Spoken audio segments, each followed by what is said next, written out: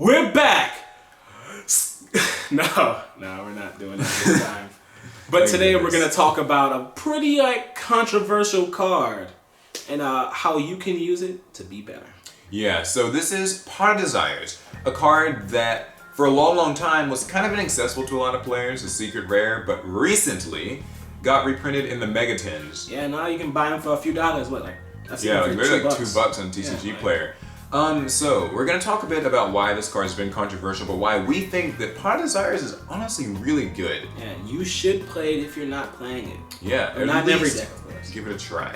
Yeah. So, what does Pot of Desires do? It's a normal spell. You banish the top 10 cards of your deck face down, and you draw 2 cards. You can only use 1 Pot of Desires per turn. That seems similar to that one card. That one banned card that does something very similar. Pot of Avarice. It's like Pot of Avarice. Yeah, but Pot of Desires is based off of Pot of Greed, and as we know, Pot of Greed is banned. I think good reason. That in and of itself shows why Pot of Desires is it had to be heavily balanced, right? A quick clean +1 can't happen. Hell, we can't even have a quick +0 like Upstart. Yeah, in this game we can't even have that. So, what are the good things about Pot of Desires? I think that we should start by dispelling this common myth. We're gonna go ahead and just debunk this right now. Yes. And what is that myth, would you say? Is the Pot of Desires a neg 9? Yeah. I hear this so much on the internet, and that's simply not the case.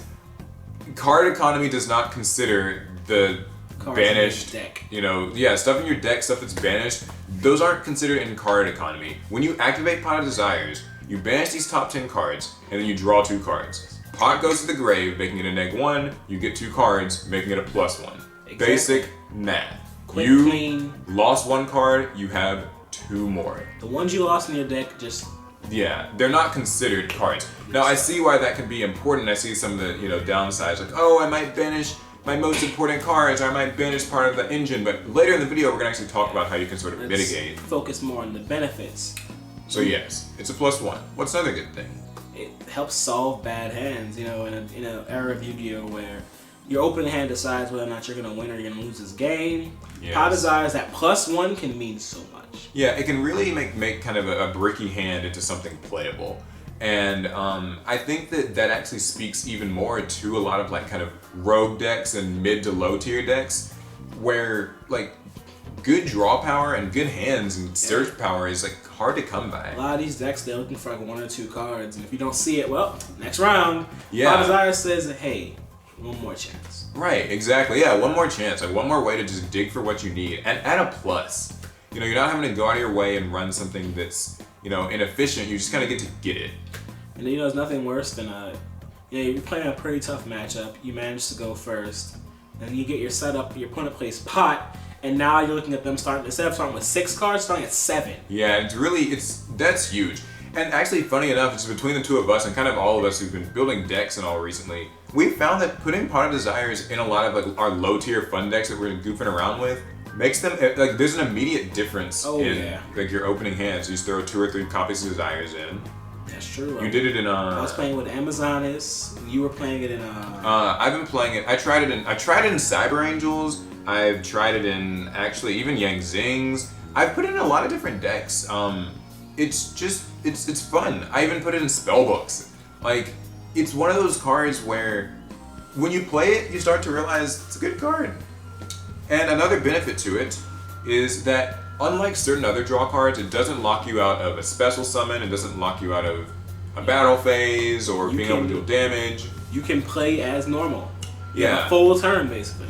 Because see, the thing is, ignore the construction outside. We apologize. The thing is, there are alternatives like Card of Demise, for example, which locks you out of, say, being able to deal damage that turn, and you also can't special summon. But with Pot of Desires, after you've actually banished the cards, there are no real further restrictions on what you can do. Mm-hmm. It's pretty much just you can't use 2 in 1 turn. Yeah, and it's not like Soul Charge or those other cards that kind of restrict you. It's just that's the end of it, right? Any other things? Yes. This is, and for the reasons we previously stated, it makes it more accessible than cards like Card Demise, Trade-In, even Pot of Duality. It's more generic. So you don't have to, I'm glad you mentioned Trade-In.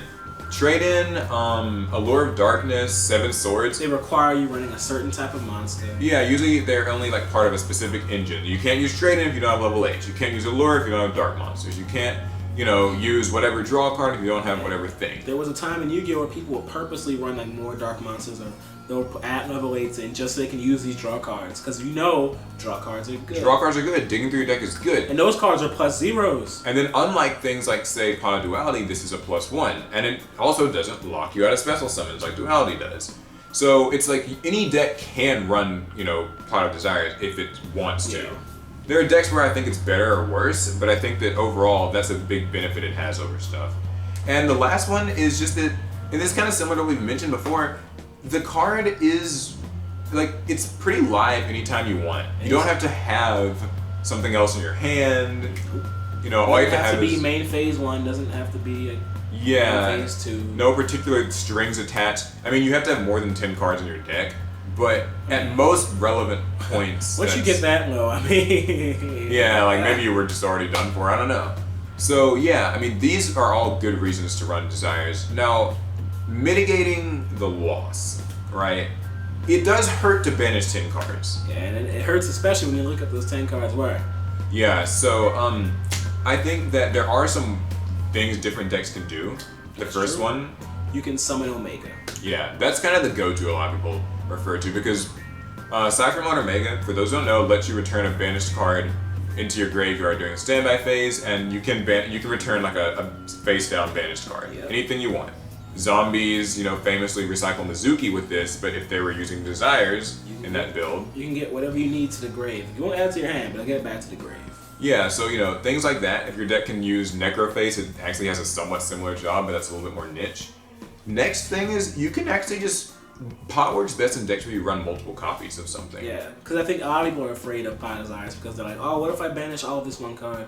Well, there's many people who run the numbers, and your chances of actually banishing 3 copies of one card is not all that high. So as long as you have a deck where you can run multiples of stuff, it tends to be okay. This means that maybe for a combo deck, it's not the best thing. Like if you're kind of running a lot of one-ofs, then maybe Pot Desires isn't for you. Yeah, it might not work out. But I think overall, if you're just kind of running a standard archetype-ish deck where you're going to have 2 copies of this and 3 copies of all these things, it's okay.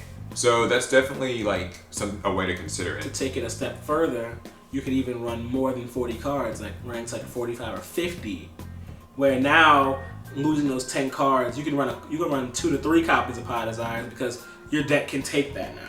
Right, and it actually opens your deck up to some more strategies when you aren't restrained by that typical 40 cards or bust type of mentality. You can run more tech cards, you can like bulk up an engine that you were previously kind of having to hold back on. Maybe you want to run some more hand traps. Yeah, exactly. So now with Pot Desires, it really kind of opens that all up a lot more.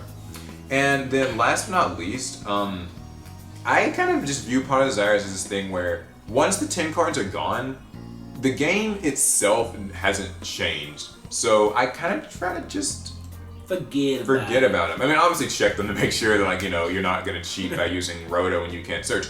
But it helps so much more to just not think about the cards you lost. Yeah. Just focus on the game, focus on what you can do now and the new card that you have, and it helps. I mean, because in a lot of decks, you lose 10 cards, but you shouldn't be unable to play now. You might get a combo might be closed off now. That can happen. But. Yeah. At the end of the day, I would say that my experiences with Pot of Desires are just that it's won me a lot of more games than it's lost me. That's true. And if nothing else, that says something, right? I think it's funny. I think any long-time player of Pot Desires will say the same thing. I've won more games than I've lost. But how's that even possible? I guess because we're playing against people who don't like Pot Desires, who don't want to use it, huh? Yeah, I feel like, ouch. I feel like it's definitely,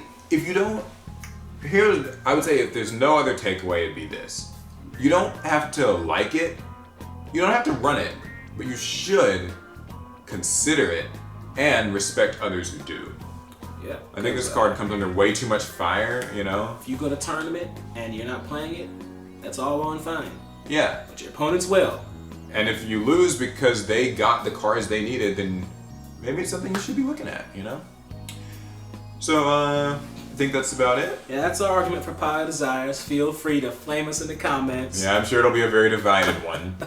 But we hope you guys enjoyed the video. Hopefully it opened your eyes to a card that you should at least look at. Again, it's very affordable now, so... Yeah, we want to hear your opinions. Drop it in the comments. You know, thumbs if you like the vid. Subs if you love the vid. Shout out to the squad. You know who you are. We see you guys. We really do. Yeah, and random small side announcement. Well, you're playing Duel Links again, aren't you? Oh yeah. I got back in Yu-Gi-Oh! Duel Links. They had that little GX update, so I'm on there. The name is alecfields.